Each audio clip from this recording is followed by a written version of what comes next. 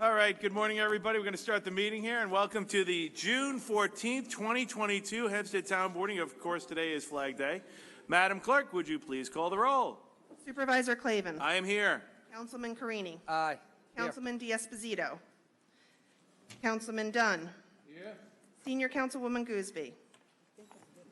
Councilwoman Miller. Here. Councilman Muscarella. Yeah. By the way, I'm going to tease you. It's Deputy Supervisor. I'm going to give you a hard time for not. To lead us in today's Pledge of Allegiance, I'm going to ask Councilman Tommy Muscarella, who is wearing his very humble and small American flag proudly displayed. Please stand. I Pledge allegiance to the flag of the United States of America and to the republic for which it stands, one nation, under God, indivisible, with liberty and justice for all. Don, Thank you, Councilman. Don, I just want you to know my brother Paul was born on Flag Day. Really? God rest him. Good. That's it. You know what? That's good for you, Tommy. That's great. That's a good memory. All right. May I have a motion to adjourn public hearings 1 through 3 through June 28th? So moved. Second. Madam Clerk, please call the roll. Supervisor Clavin. Aye. Councilman Carini. Aye. Councilman D'Esposito. Councilman Dunn. Aye. Deputy Supervisor Gooseby. Aye. Councilwoman Miller. Aye. Councilman Muscarella. Aye. All right. Madam Clerk, please call the next item of public hearing. We have a petition of the Commissioner of Buildings. Oh, sorry. Proposed local law regarding regulations and restrictions to limit parking in Baldwin, Oceanside. Okay. Any member of the board wish to be heard? Okay. I do have a slip from Ms. Meriday. Item number 4. Good morning. Remind all speakers to come to the back and please just give your name and address and good morning. Good morning. Meta J. Meriday, Baldwin. First of all, I'd like to know when will we be able to move back to the front as opposed to being like in the, over in the corner. That's kind of becoming an issue. But with regard to this issue, I did speak with the commissioner. He did outline to me the location and what the situation was with regard to the request for the parking. But I just want to reinforce again, I'm all for providing supports for residents who need to get access to their homes and be able to utilize the parking in front of their homes, possibly for their guests or for any type of medical assistance that they may require. But I'm still concerned, again, that we're putting a lot on our police department without giving them any particular supports in terms of helping them to address these issues and to also assist residents in this. So I just wanted to kind of address that in this body as I continue to be concerned about where our funds are actually going, and noticing in the most recent Newsday editorial with regard to Hempstead town officials seeming unfazed, by the notion that they get allocations of funds and they can't seem to either gather those funds or properly utilize those funds. So I think a public safety coordination project with our police department might be a better way to utilize the funds, in addition to providing better accounting, because it seems like the town does not seem to have a clue with regard to the state and federal funds that we receive for particular scenarios, because residents are not getting these funds. Underserved, diverse businesses are not getting these funds. So the question remains, and maybe the editorial board for Newsday needs to show up at these meetings so we can get these stories covered a lot sooner as to where these funds are actually going. Thank you. Okay, I'm glad the commissioner was able to answer the questions on the parking. I don't have any other slips on item number 4. Anybody who did not sign item number 4 that'd like to be heard? If not, may I please have a motion? Dun, dun, dun, dun. Second.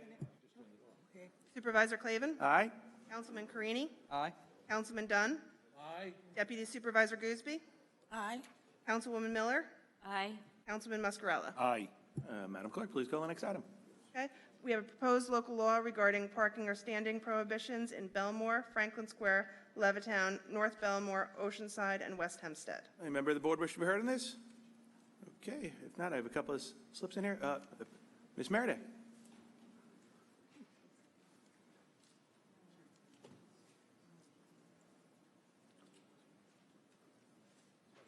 Good morning again. Good morning. Yes, I'm just concerned about a number of residents who are trying to get assistance with handicap parking, and if there are delays with the process, if there's some type of backlog, that's pretty much what I've been hearing. So I just wanted to get some background with regard to these particular locations, the rationale for them over other areas that are still pending. If you just identify yourself, Mr. Joe. Thanks. Yes, good morning, Supervisor Clavin. Tom Reed, representing traffic control. I'm sorry, could you repeat your concerns again? The concern has to do with residents who have been trying to get handicap parking, and I just wanted to get an idea as to the selection process, why it seems to be some areas that it takes a lot longer for residents who have limitations to get this type of support. So I just wanted to know. Well, are you asking about this particular location? Yes. Okay, so why don't you explain about this location? Yes, a resident can request a handicap parking space if they have the documentation of the handicap parking visor. They would just send in a copy to us, and we would visit their home and survey the area and provide them with a single parking space of 20 feet for a vehicle, and then we have to legally adopt the ordinance for that. So we do the requests as they come in on a case-by-case basis from the residents. Okay, so Is there a backlog on in that? those cases? Tom, is there a backlog on that at all? No, we're pretty much up to date. It's just a matter of when the stuff gets on the calendar to be adopted. Okay. Okay, so it's a matter of, there's no backlog from your department, but there may be an issue regarding getting it on the calendar. I'm just trying to make sure that there's no. No, he didn't say that. He didn't say that at all. He just said. That's why I asked the question, No, Supervisor. Just Tom, so I is can there have any backlog? clarification. Can only assume that the backlog may be that the resident is waiting from Nassau County to give them the actual legal permit that they can use to hang in their car so they can park in handicap parking spaces throughout the town. But generally, the residents will already have the permit and send us the copy in, and then we can have that on the file so we can give them the space. But we're pretty much up to date in doing the work. Okay, great. Thank you. Thank you. Any other member of the board want to be heard? Nobody other slips? Any other member of the public? If not, may I please have a motion? I move the public hearing be closed and the board adopt the item. I second. Oh, okay, whatever. Supervisor Clavin. Aye. Councilman Carini. Aye. Councilman Dunn. Aye. Deputy Supervisor Gooseby. Aye. Councilwoman Miller. Aye. Councilman Mascarella. Aye. Madam Clerk, please call the next item. We have a proposed local law regarding arterial stops in East Meadow and Woodmere. Any member of the board wish to be heard? Okay, don't have any slips. Any member of the public that should be heard on item number 6 that did not sign in? If not, may I please have a motion? I move that the public hearing be closed and the board adopt the item. Second. Supervisor Clavin. Aye. Councilman Carini. Aye. Councilman Dunn. Aye. Deputy Supervisor Gooseby. Aye. Councilwoman Miller. Aye. Councilman Mascarella. Aye. Madam Clerk, please call the next item. Proposed handicap parking on public streets in Elmont, Franklin Square, and Roosevelt. Any member of the board wish to be heard? Okay, I don't have any slips. Any member of the public should not sign in and wishes to be heard on item number 7? If not, may I please have a motion? I move the public hearing be closed and the board adopt the item. Second the motion. Supervisor Clavin. Aye. Councilman Carini. Aye. Councilman Dunn. Aye. Deputy Supervisor Gooseby. Aye. Councilwoman Miller. Aye. Councilman Mascarella. Aye. Madam Clerk, please call the next item. Proposed local law regarding restricted parking in residential areas immediately adjacent to Belmont Park Racetrack. Okay, any member of the board wish to be heard on this? Okay, I do have one slip in this. Ms. Meredith? Okay, any member of the public didn't sign in, wish to be heard on item number 8? If not, may I please have a motion? I move the public hearing be closed and the board adopt the item. Want some of my coffee? Can I have a second? Second. I second the motion. Supervisor Clavin. Aye. Councilman Carini. Aye. Councilman Dunn. Aye. Deputy Supervisor Gooseby. Aye. Councilwoman Miller. Aye. Councilman Muscarella. Aye. Madam Clerk, please call the next item. We have an application of Matone Group Raceway LLC and Gart Roosevelt Associates LLC to permit retail sale of automobiles as a principal permitted use and for special exception for a service facility near Westbury. Okay, I think I see Ms. Vanessa walking to the back there. Good morning. Your name and address for the record. How are you? Good morning, Mr. Supervisor, members of the board. William Benesso for Chelly Deegan Tirana, 333 Earl Ovington Boulevard, Uniondale, New York. Here on behalf of the petitioners, Matone Group Raceway LLC, JMM Raceway LLC, and Gart Roosevelt Associates LLC. They together are the owners of the subject premises, which is the southeast quadrant of the Roosevelt Raceway Planned Unit Development District. The subject of this application is the former Babies R Us site, which is situated on the far easterly end of that quadrant. That building has been vacant for about 3 years, and the proposal is to introduce, the address, by the way, is 1350 Commercial Avenue, and the proposal is to introduce a Tesla electric vehicle sales, service, and delivery facility there. In order to do so, we are requesting a minor modification to the permitted uses for the planned unit development to permit, it already permits retail sales, but to make it very clear, we're requesting a modification to the retail sale of automobiles. And in addition to that, we're asking for a special permit for the service facility as contemplated by Section 371E of that article. The Tesla facility, again, will be an electric vehicle sales and service and delivery facility. The Tesla Center will be built out in the existing Babies R Us building. They're going to reuse the same building. Tesla produces electric vehicles that solely use electricity and no gasoline. They are not hybrid vehicles. The vehicles don't have internal combustion engines. Thus, the vehicles don't have a fuel tank, use oil, an exhaust system, transmission, or many of the other components that require the storage and use of hazardous materials on site or traditional vehicle ventilation. The vehicles are extremely environmentally sensitive. The showroom in the facility will have 3 vehicles on display for customers to experience the vehicles. Customers will also be able to perform a demonstration drive with the vehicles, and there will be 4 to 6 vehicles on site for the demo driving. The service facility will be work that will be done with standard servicing of their electric vehicles, which will include software updates, the replacement, tire replacement, tire balancing, alignment, minor body work, and by minor body work, that means replacing parts like hoods and things like that. There's no frame straightening, there's no frame repairs, there's no painting, there's nothing to that extent. They basically keep parts like fenders and hoods on site, and they just replace them. There's no body work that's to be done. Topping off water and or refrigerant, and an occasional battery replacement. Most repairs are handled under an hour or 2. They will have a parts storage location on the premises, including a battery stack of 1 to 2 batteries. The batteries are stored in a canted levered battery rack, which is a safe storage system.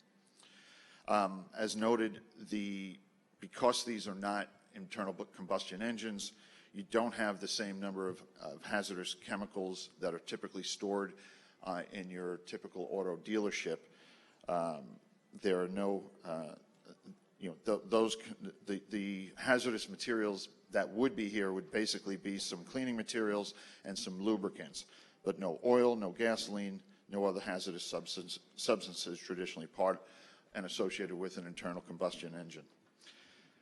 Hours of operation will be Monday through Friday from 7 a.m. to 9 p.m. for Tesla customers to visit the site. Saturdays and Sundays from 8 a.m. to 7 p.m. The service center they would like to have open earlier at 6 a.m. and be able to work on the vehicles up until as late as 11 p.m. Not uncommon in terms of what's around. The site will employ anywhere from 45 to 50 employees in 2 shifts. This is it's a very good use to introduce this site. It's not going to generate significant traffic. In fact, we do have our traffic expert here if the board needs to hear from him, and he has established that the trip generation resulting from this use will be far less than any retailer that would go in there, including when the Babies R Us was operating there. It's also easily distinguished from the standard, the run-of-the-mill auto dealership, because while Tesla is an automotive vehicle manufacturer, its sales, service, and delivery facilities are not typical automotive dealerships. For all intents and purposes, this facility will operate as another retail or service provider within the PUD. They don't have inventory of vehicles that are kept on site and that you could buy by walking into the building and looking and grabbing one of those and taking it home, which is in most traditional dealerships, the vast majority of sales occur that way. Here, you can either come in and see your product and order it there, or you have already ordered it online and you could pick it up there. The only vehicles that will be stored here, in addition to the demo and display vehicles, will be vehicles that have been already sold and are being delivered for pickup by customers. So it's a very different operation. It's a true retail operation, and then you have the service center that is associated with it as well. Unless the board has any questions of me, we do have representatives from Tesla, from the ownership group, and our site engineer, Chris Robinson, here if the board has any questions, but otherwise, that's our direct presentation.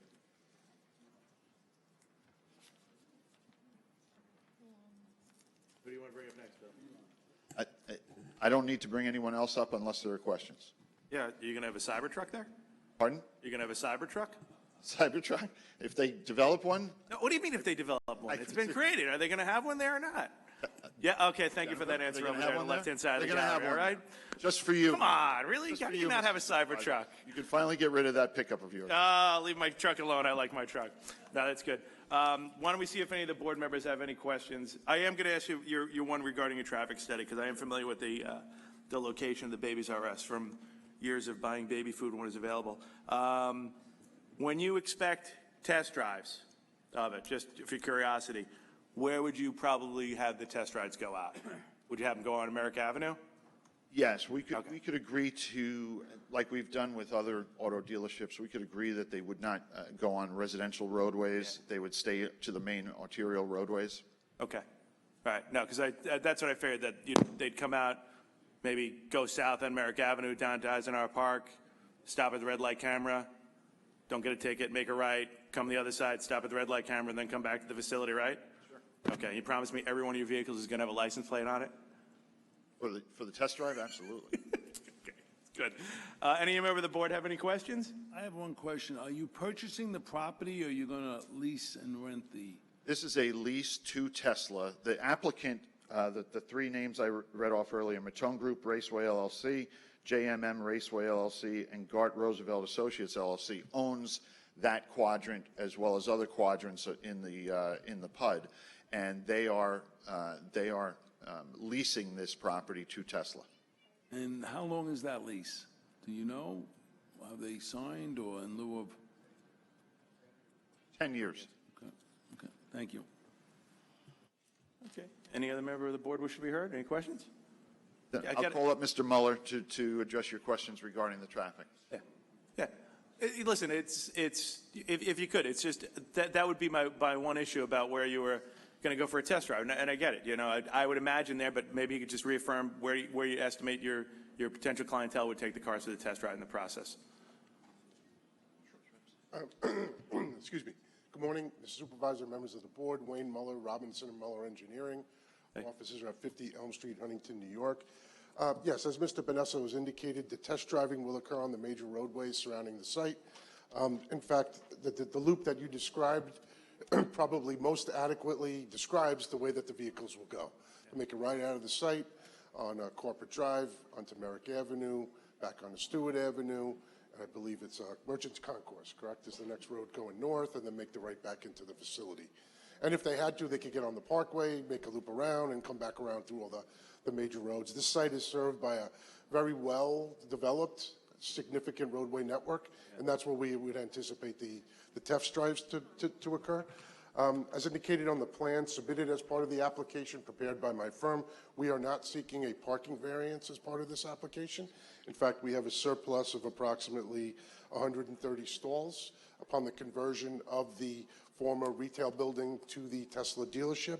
And as indicated by Mr. Benesso, the peak hour traffic generated by the Tesla facility is significantly less than what would occur if the facility were occupied by a traditional retail use. So from a traffic engineering perspective, there's a net positive here. Yeah. And what would you do, repairs in the back, where they used to do deliveries of items? Remember the building well, there's like a drop-off in the back of it, Bill?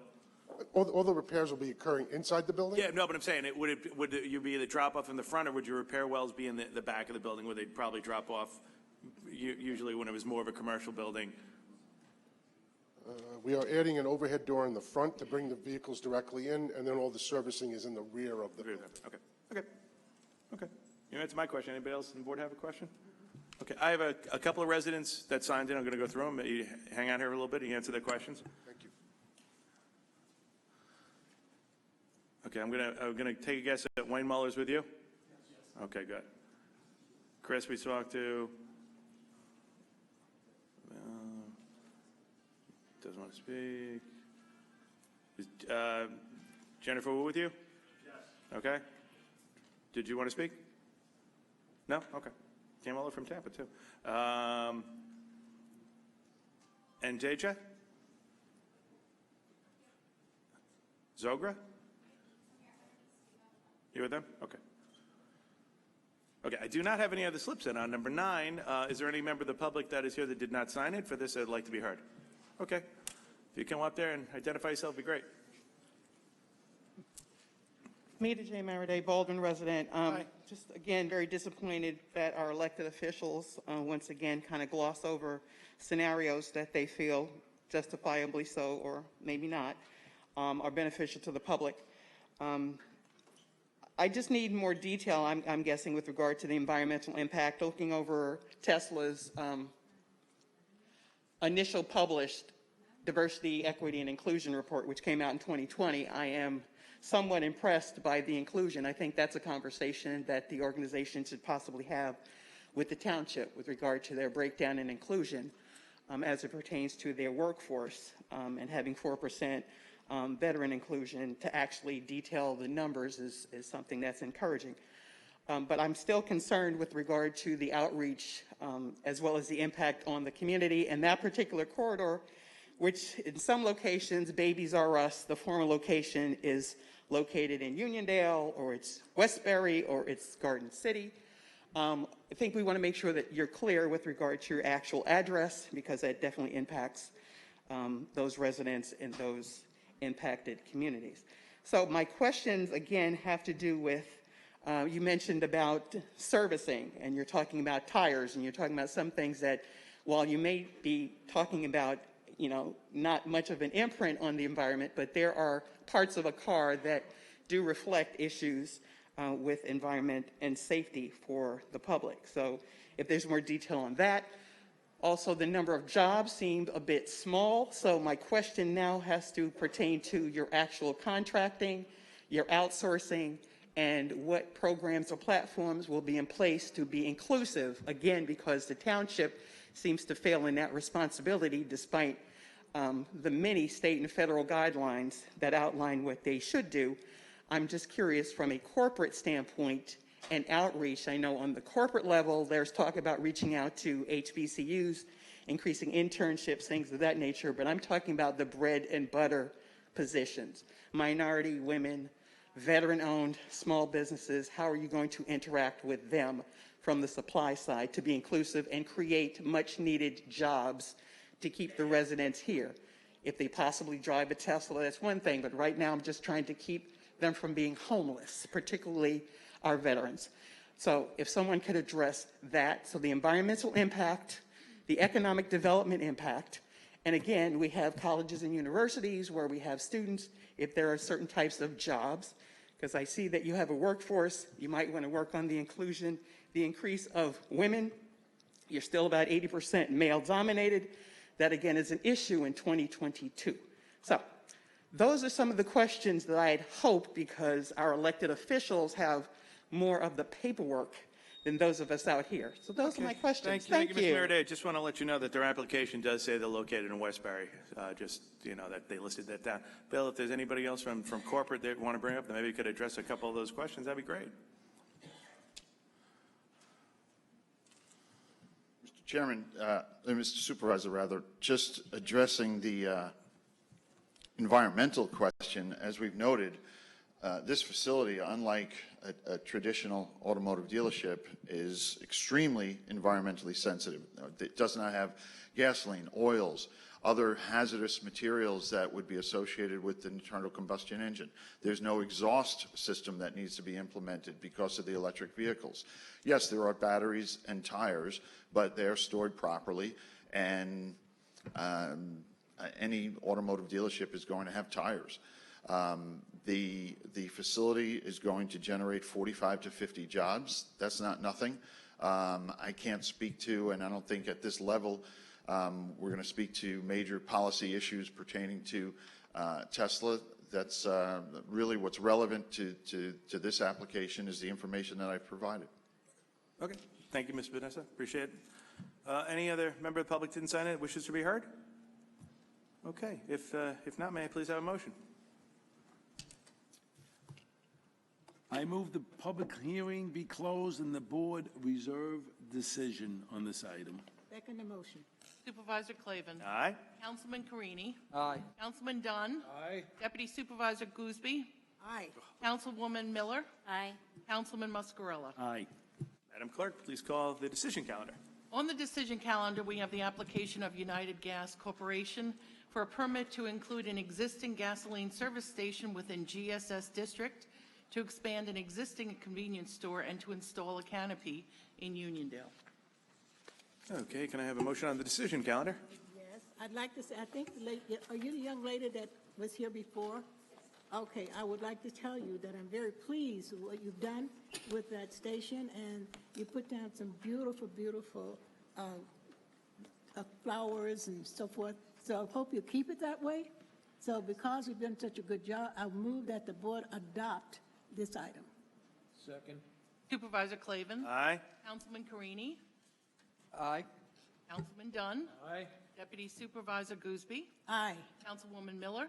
Aye. Councilman Muscarella. Aye. Okay. Madam Clerk, please call item number. Thank you we very did much. that one? Oh, thank you.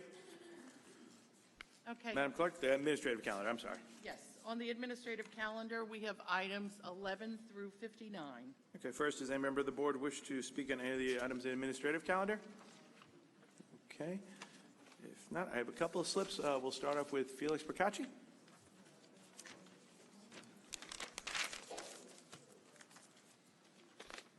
Morning, Mr. Procacci. If you give me name and address for the record, that'd be great.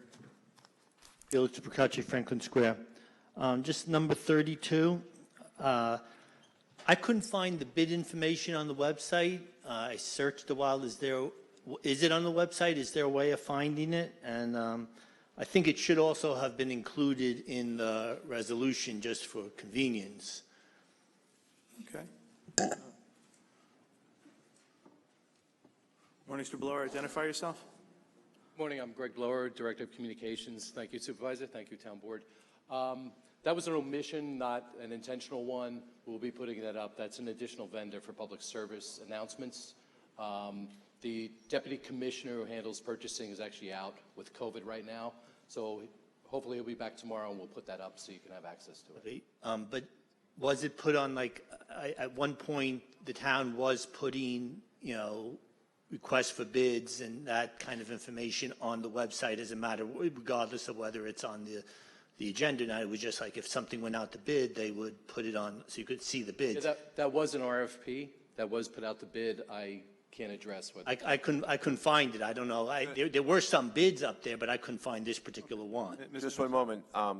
It was a competitive bid, and as Mr. Blower explained, Mr. Procacci, once the Deputy Controller, who's the Director of Purchasing, is back, he'll be able to not only provide the information that may have been inadvertently omitted, but he can also answer your questions as specifically with respect to this bid. But we would not be, and we would not be accepting this particular bid on the administrative calendar if it had not complied with all legal requirements. Okay, it's just a matter of making it available to the public. Also, the information regarding it was very sparse. What are you actually requesting? What service are you providing? It's just like very general, very vague. Why can't people in-house do it? Things like that. Because we do a lot of our own. We have a lot of information specialists on staff. Why can't they do this type of work? We spend a lot of money on them. I just was wondering if why is this so special and can't be done in-house? Yeah, actually, it's a second vendor that we have, just so we also have backup for the initial vendor for things we cannot do in-house. Most of things, 90% of the work is done in-house right now. We're trying to bring more in-house. But if there's a problem with the one vendor that we have, or we can't get access to information we need, we have this second vendor available. Yeah. Okay. Just so you brought up a point. What can't you do in-house? Give me an example of what can't be done in-house, because electronics is cheap these days. Yeah, so voiceover work, things like that. You can't do that in-house? That's well, if you watch TV, there's very specific voices you want for different spots and things like that. Sometimes we don't have all the lighting equipment or other equipment that professional companies had. Then we'd have to bring them in to assist our in-house crew while we shoot.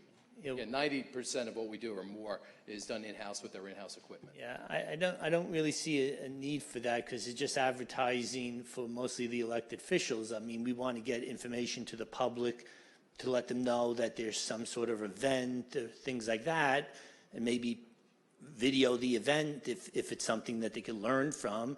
And that would be useful information regardless of whether it's in the professional realm or not. If this meeting just performed on a $149 camera, it's good enough to provide the information to the public, and I'm not sure why we need. Well, sometimes, actually, when you're doing really important stuff, you want it to be a little more pristine, a little more precise, a little bit. I'm not criticizing. I mean, you're beautiful 10P, and maybe you could, you'd be great at a voiceover, but sometimes, I wouldn't be good at a voiceover. You have a beautiful voice, so you never know. But I'm saying, sometimes I think Mr. Blower said, it's in those circumstances, and you know what? I think he's answered your question. No, I just don't. I still don't understand why we need to do this professional stuff. Because, like I said, whether it's a beautiful voice or not, your voice is beautiful. You could do it. Thank you. You're flattering me. Thank you, Mr. Riccacci. I'll tell you right now. Maybe I'll take you out for a cup of coffee later. Anyway, let me see. I have another slip here from Ms. Meredith.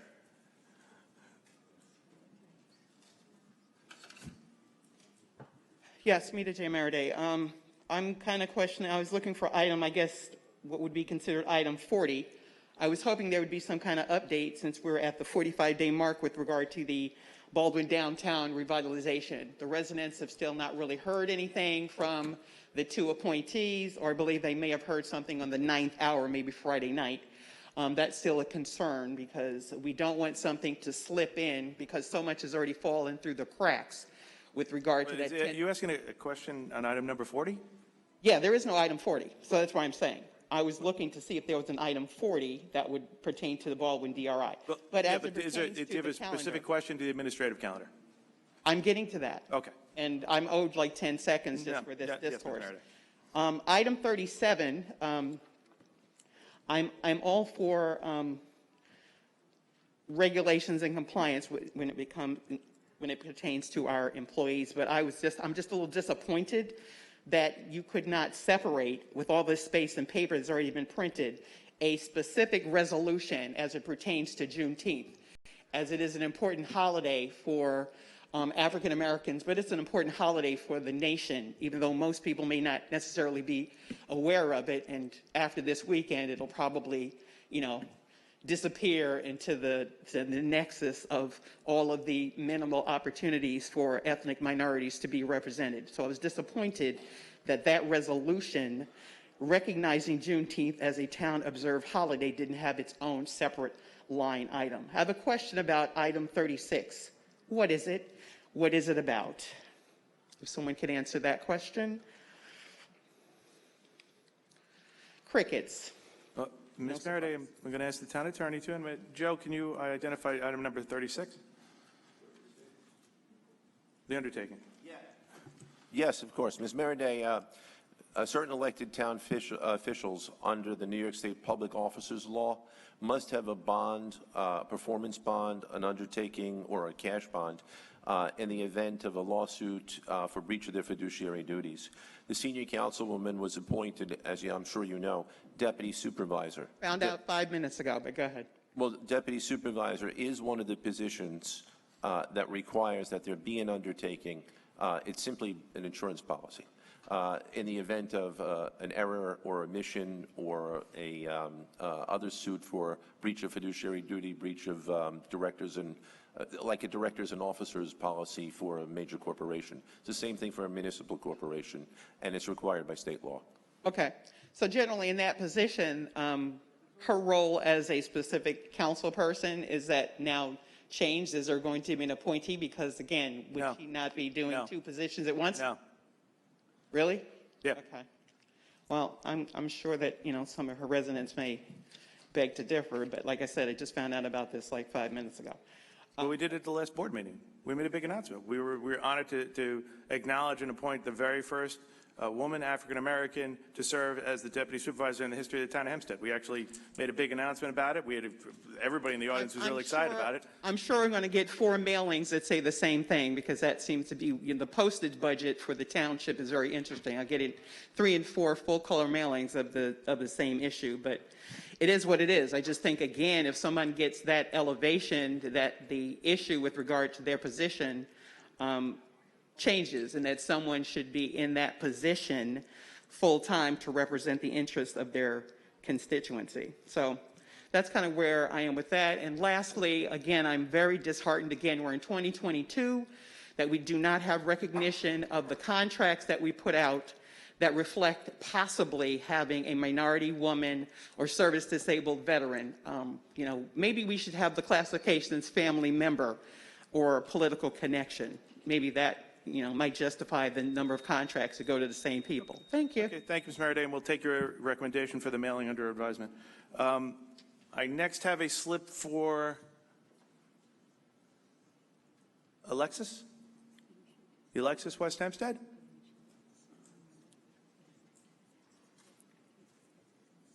Kiana Alexis? You didn't want to speak?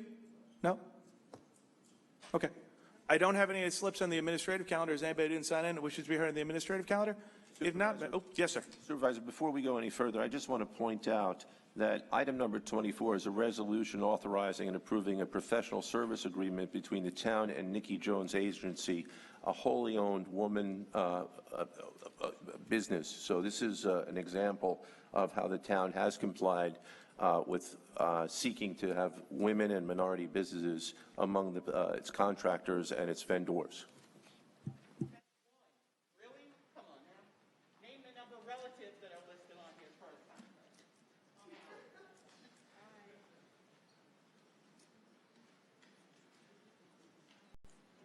Okay. All right, may I have a motion on administrative calendar? I move the administrative calendar in entirety. Second. Supervisor Clavin? Aye. Councilman Carini? Aye. Councilman Dunn? Aye. Deputy Supervisor Gooseby? Aye. Councilwoman Miller? Aye. Councilman Muscarella? Aye. Okay, I'm going to request a 5-minute recess. All right? Okay, great. Madam Clerk, 5 minutes? Want to adjourn? Yeah, adjourn with a 5-minute recess. So you have a motion for adjourn with a 5-minute recess? I move that we adjourn, but 5 minutes recess and we're finished, right? That's it. Was there a second? Second. Okay. So we'll start up at 11:15. It's 5 minutes. Okay. Supervisor Clavin? Aye. Councilman Carini? Aye. Councilman Dunn? Aye. Deputy Supervisor Gooseby? Aye. Councilwoman Miller? Aye. Councilman Muscarella? Aye.